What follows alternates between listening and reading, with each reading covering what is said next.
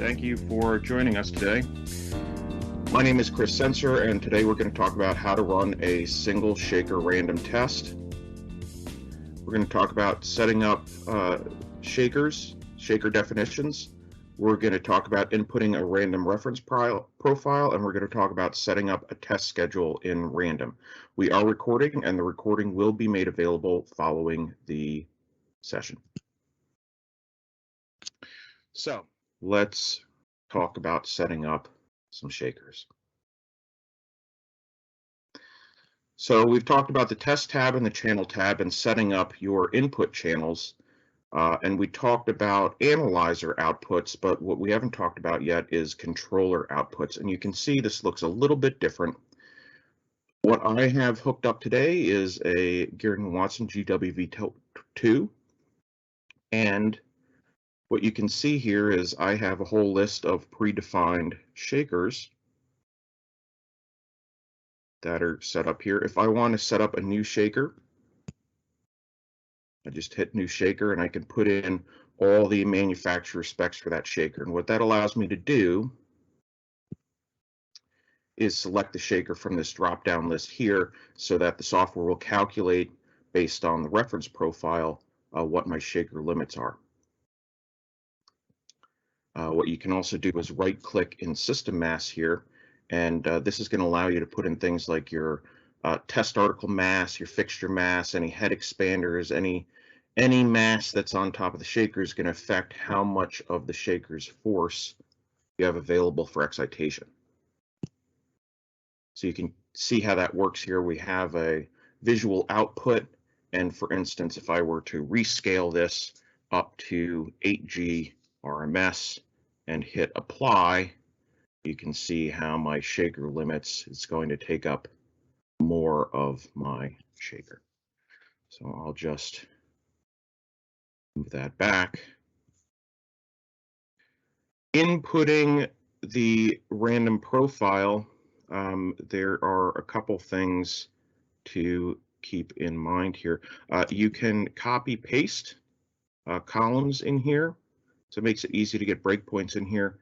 And you have two options for random. You can either put in a level, which is a PSD breakpoint, or you can put it in as a slope, which basically tells the software to go from the last breakpoint up to the next frequency line at a particular slope. In this case, 2 dB per octave from around 200 hertz here out to 4 kilohertz.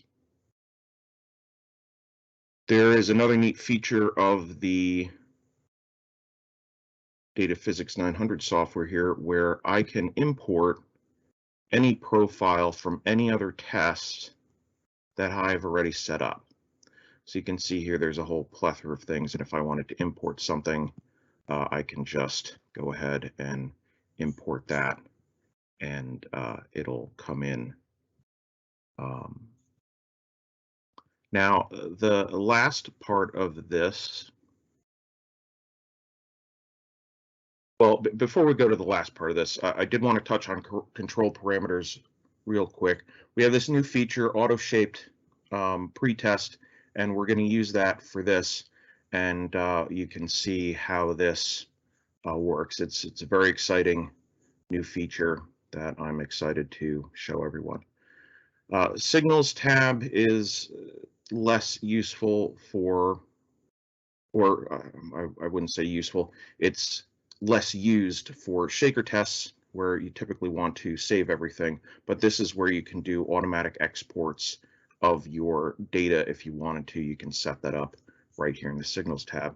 But the real meat and potatoes of random here is the run schedule. Now, how random vibe typically works is you start at a lower level and then ramp up to your full level. What we can do here is set your degrees of freedom lower, and these are statistical degrees of freedom in the control loop. So lower degrees of freedom means the control loop moves faster, higher degrees of freedom means the control loop moves slower, so that when you get to full level, transients aren't going to disrupt your control loop if you're having issues like that. Typically, the full level degrees of freedom are the only ones specified. So if degrees of freedom are specified at all, so that gives you the freedom to judge the lower levels to equalize your test faster at lower levels. Periodic save is a feature that allows you to tell the software to do a snapshot of the signals every so often. For instance, here, if I want to take a snapshot for a 2-hour-long test, maybe every 10 minutes, I can set up a periodic save here, and then you'd see in your result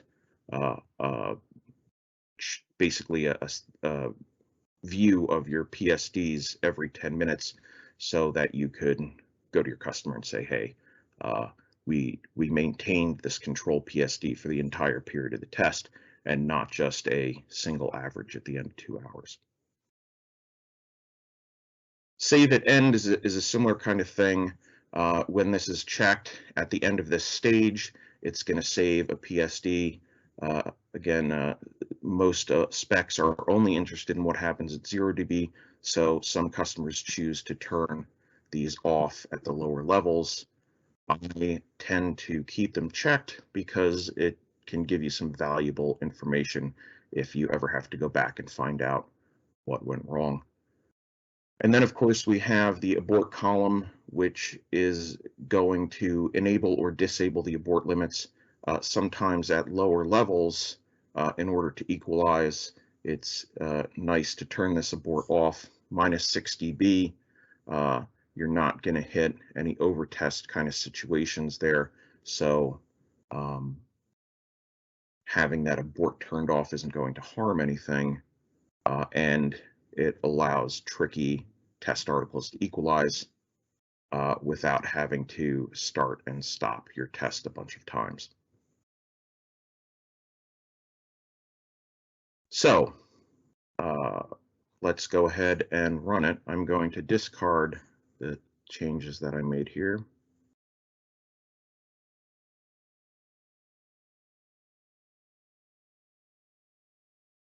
And to start a random test, we first hit initialize, and this is going to load the test data down onto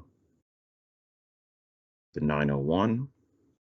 When we hit start, we're going to perform a pretest and a loop check. And you can see here we're looking at signal to noise ratio.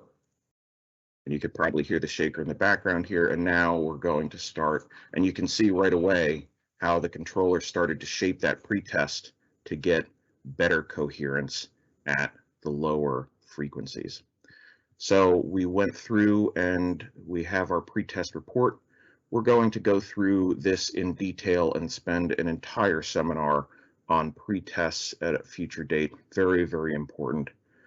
But we do have these green passes, which are a good indicator that the test will be successful. And of course, looking at our test predictions and making sure these are all reasonable is a good idea before we go ahead and start test. Now you can see we start off on that 0 dB level, or -6 dB level, and we're adding some energy. We've just gone up to -3 dB. Now I'm looking good and equalized here, so maybe I don't want to wait the full minute. I can switch into a manual mode and go up to the next level without having to wait. So now you can see, again, I scaled up beautifully. And by the way, this magenta trace here is the measurement accelerometer. What I have on my shaker here is a cantilever beam structure that's being controlled by the mounting point on the armature. And I have another accelerometer out at the tip of the beam. So I'm getting some nice resonances, fancy stuff. And looks like we're good again here. So I'll just go up to 0 dB and run my test.